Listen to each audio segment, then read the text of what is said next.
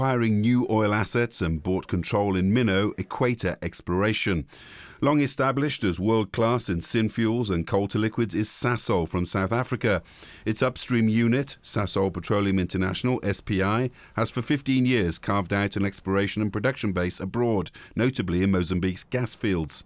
Also in West Africa, SPI can be found in the PNG forelands and the offshore northwest shelf in Australia, while it explores for gas in Uzbekistan.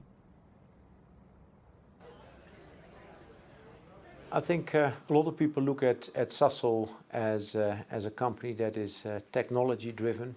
It is local indeed. It has African roots.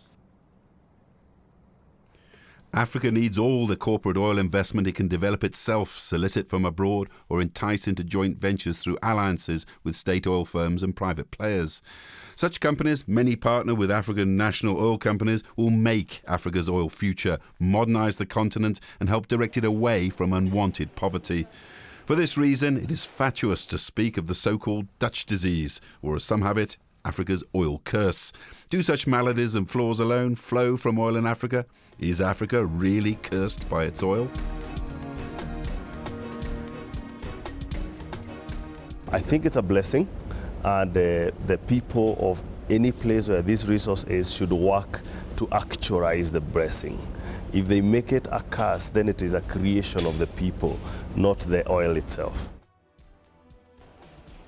So what does the oil industry do in Africa? Well, it converts natural capital into productive capacity. It generates future income, which every African government wants. Contrary to populist oil curse claims and media perceptions, the positive impacts of oil in Africa are profound. Spreading economic nodes across Africa by investment and wealth creation. Building industry and firms linked in ancillary activities.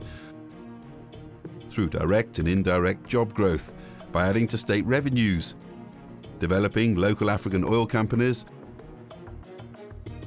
bringing new technologies into Africa's weak economies, enhancing capital formation, contributing to growth and foreign exchange. While Africa's economic growth cycles are shaped by many forces, not just oil, the industry is a key economic driver for the future. Africa's so-called oil curse idea is really a rubric of dubious convenience, a theory of everything, explaining very little. Where then has Africa, or some of its oil states, gone wrong? Can Africa improve governance and management in its oil industries? Angola is to set up a sovereign oil fund. Nigeria is doing the same and will audit its oil, improve transparency and reform the state oil machine.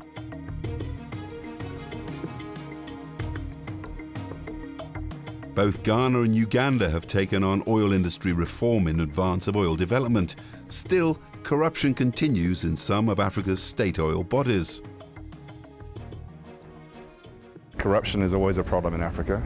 Some of the most corrupt systems in the world are in Africa.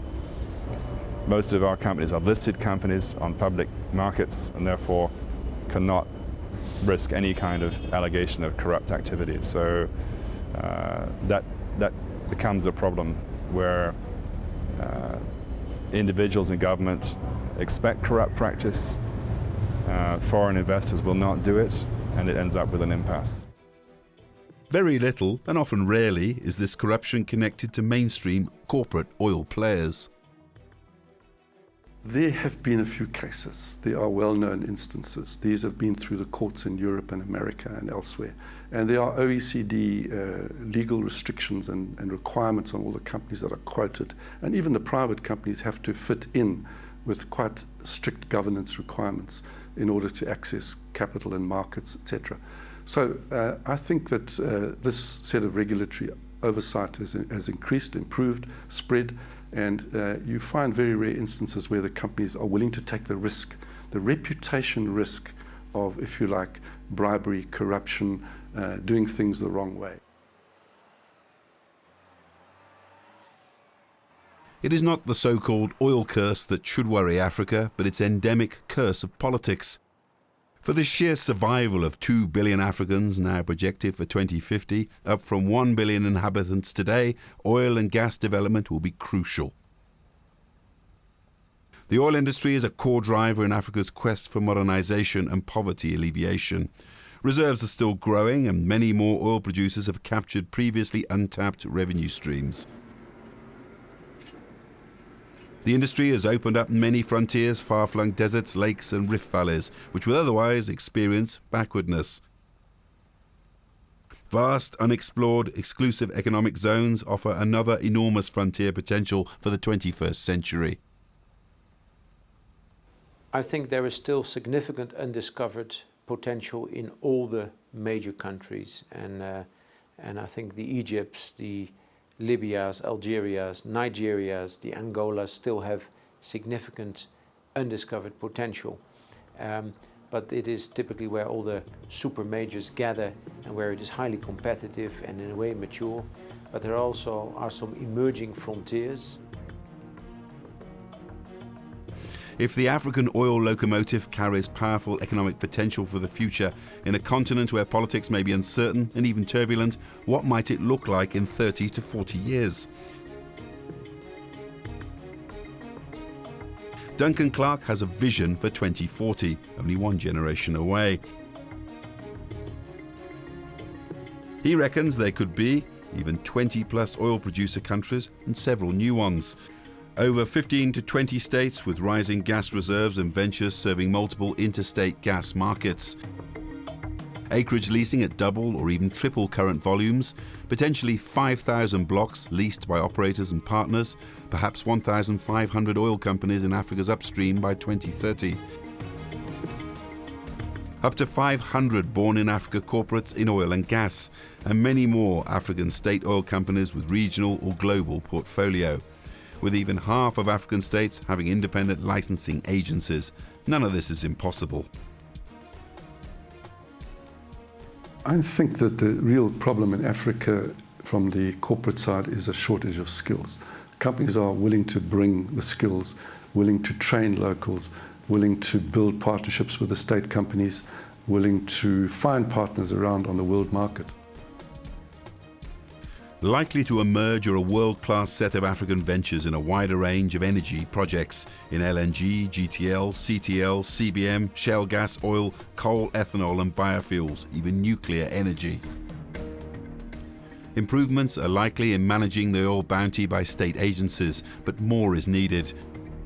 Over a dozen new African state oil companies and/or subsidiaries have been established just in the last 10 years.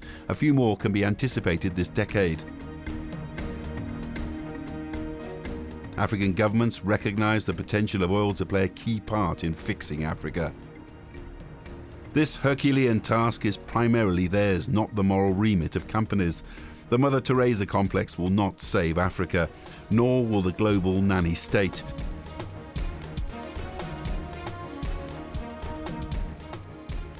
Oil and gas is merely one of Africa's inherited gifts of natural bounty, and it offers a basis for transformation.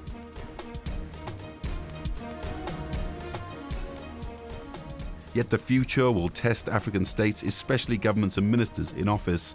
It will demand the need for Africa's cursed politics to take a back seat. Because there will always be frontiers of new and competitive opportunity to be found elsewhere in the world.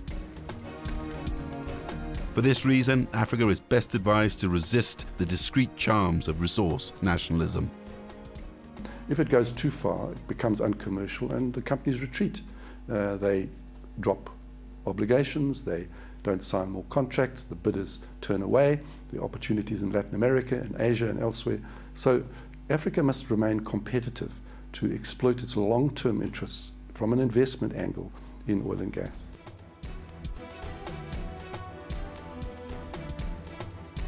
Even if political roadblocks hinder the oil industry's advance, it will not stop the power of Africa's oil locomotive. It may merely slow its journey and culminate perhaps in a degree of relative underperformance. This is a condition Africa should avoid and cannot afford.